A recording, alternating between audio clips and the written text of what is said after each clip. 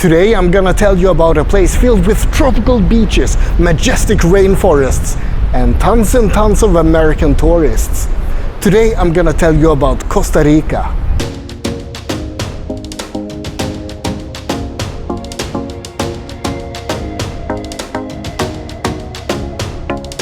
Costa Rica is a country in Central America, in between Nicaragua and Panama. The name Costa Rica means the rich coast, and it's said that Christopher Columbus came up with that name in 1502 because he believed that this land was filled with precious metals.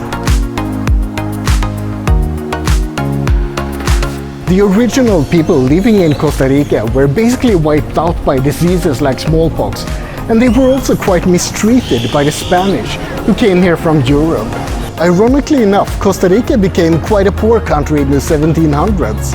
The biggest city in Central America back then was Guatemala City, but that was far away from Costa Rica.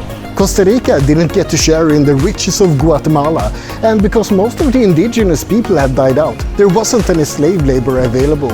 So Costa Ricans had to do manual labor by themselves. It's believed that this may be why Costa Rica developed a different ideology compared to surrounding countries, and why it became a sort of rural democracy with fewer oppressed people.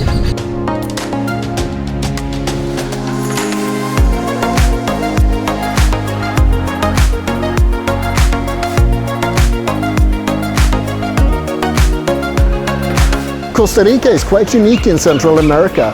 They have no army, no deforestation, and just about 100% of all the energy comes from renewable resources. They also aim to be the world's first carbon-neutral country. However, when I looked into it a little bit, it seems like both Bhutan and Suriname are already carbon negative, and as of 2021, Panama did become carbon neutral. So, close but no cigar, Costa Rica. Costa Ricans are called ticos and ticas, and they are known to be a happy and laid-back people. They're also quite tolerant.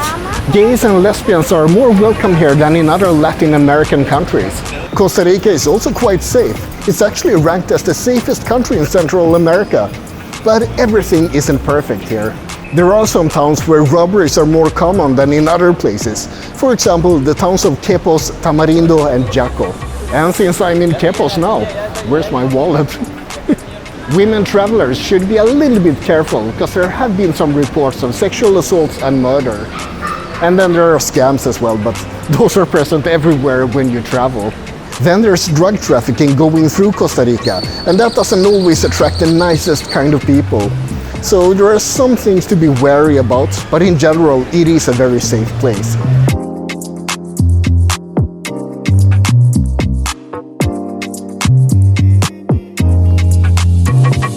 I also have to give a little bit of a warning about the nature in Costa Rica. Mosquitoes here could give you dengue fever, especially around the coast, so don't forget your mosquito repellent. Another thing to be careful of is rain. It rains a lot in Costa Rica, and that shouldn't really come as a surprise in a country so filled with lush rainforests, but I'm gonna mention it anyway. It's a brilliant sunny day today, but rain could come at any time, literally any time, even here at the coastal regions. If you do want to lounge around in the sun, the coasts are generally a safer bet, but you don't want to spend all your time in Costa Rica at the beach, because then you'd be missing out on some truly spectacular places.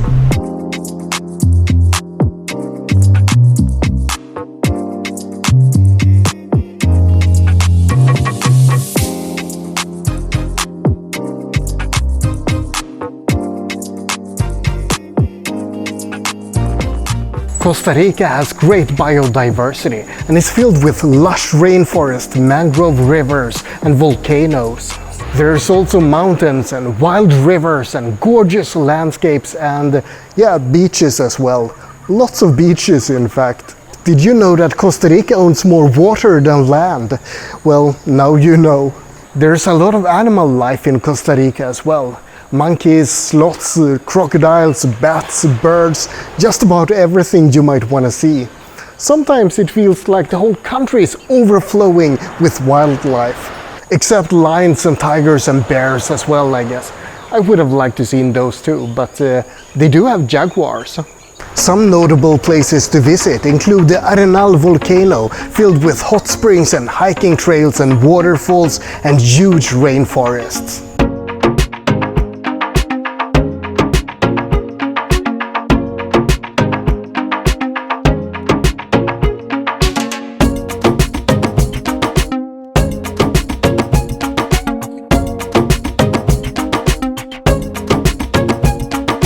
In Monteverde, you can walk high up among the treetops in the Monteverde cloud forests, or you can visit a bat jungle, or you can do some zip lining.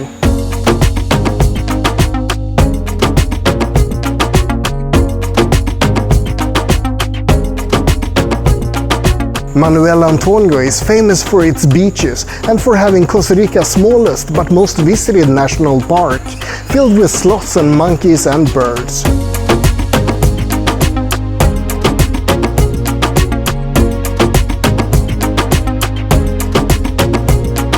Away from the beaten track, you can find this place, Drake Bay on the Osa Peninsula. Here you can find mangrove rivers and completely amazing undisturbed beaches.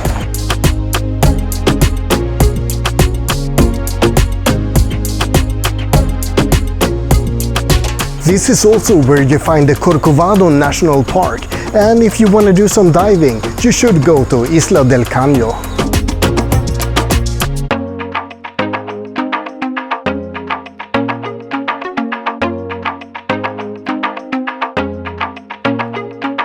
And then there's San Jose, the capital.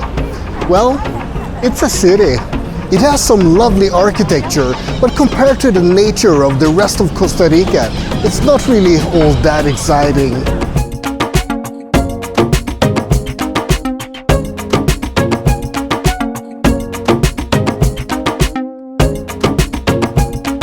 So how do you get around between all of these places in Costa Rica?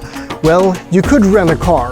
That gives you a lot of flexibility, but it can be really expensive as well. Shuttles and buses and taxis are quite convenient as well, and the upside to those is that you don't have to stay sober. Buses are slow and inconvenient, but quite cheap. Taxis are very convenient, but quite expensive as well. Shared shuttles land somewhere in between. They pick you up at your hotel, so I think they give the best compromise between cost and convenience. However, in some places you may want to take a boat instead. For example, if you want to get from Arenal to Monteverde, or between Sierpe and Drake Bay. Or you could take a short flight between most places, but that can get pretty expensive. And I guess it kills the environment as well, so forget I said that. Forget about that option. Don't take a flight. What's this? An airport that will take me from Drake Bay to San Jose? Well, do what I say and don't do what I do.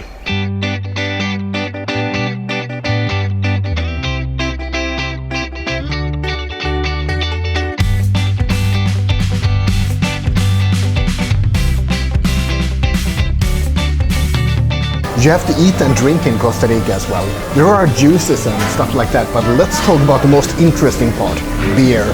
The three local beers are called Imperial, Pilsen and Bavaria. I recommend Bavaria Gold because it has a little bit more flavor. They don't have Bavaria everywhere though, so be prepared to drink a lot of watery Imperial and Pilsen. And then there's beans and rice to just about every dish you can find. Seriously, it's really hard to find any traditional Costa Rican food that doesn't come with rice and beans.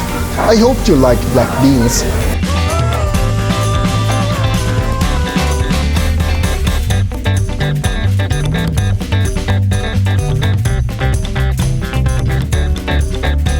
I talked a little bit about the dangers of Costa Rica before, but another very common danger is getting lost when you're driving. You might think that the worst that could happen if you get lost is that you end up with a longer detour. No. Let me tell you about something worse that's happened. In 2010, Nicaragua accidentally invaded Costa Rica due to a Google Maps error. Nicaraguan troops boldly crossed the Costa Rican border, entered a town and tore down the Costa Rican flag and replaced it with a Nicaraguan flag.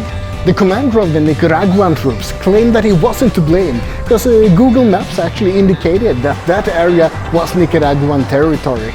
This was confirmed by Google, who said that around 2.7 kilometers had been marked as belonging to the wrong country. Interestingly enough, Microsoft's Bing Maps actually showed the correct borders.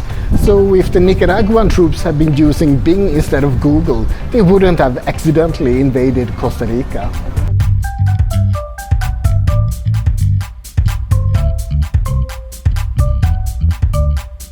I spent 2 weeks in Costa Rica, but unfortunately there were lots of places that I simply didn't have time to visit. One such place was Tortuguero National Park, which sounds pretty amazing because they have lots of turtles there. That would have been cool. I also skipped Tamarindo and Playa Hermosa and a few places that are similar to those, because they're filled with beach-loving tourists and weird stuff like yoga resorts. In Uvita you can apparently see humpback whales, but that's fine. I saw them in Drake Bay instead, so I'm all happy. I do regret not being able to see Territorio de Zaguates, the territory of strays. It's a dog sanctuary north of San Jose. That sounds pretty amazing. I also never visited Rio Celeste or the La Paz waterfall, and I heard some good things about the prison graffiti on San Lucas Island, but all of those were a little bit far off. And finally, I was really tempted to try to climb Costa Rica's highest mountain. That would have been a multi-day trek, starting in the small village of San Gerardo de Rivas up in the mountains. Such a great adventure, and one that I missed. This time at least. Well, that's about it for this little look at Costa Rica, one of the most biodiverse and eco-friendly countries in the world, even though it's hard to believe with all these bloody cars around. I hope you found it interesting. Like and subscribe, but most importantly, have a great day.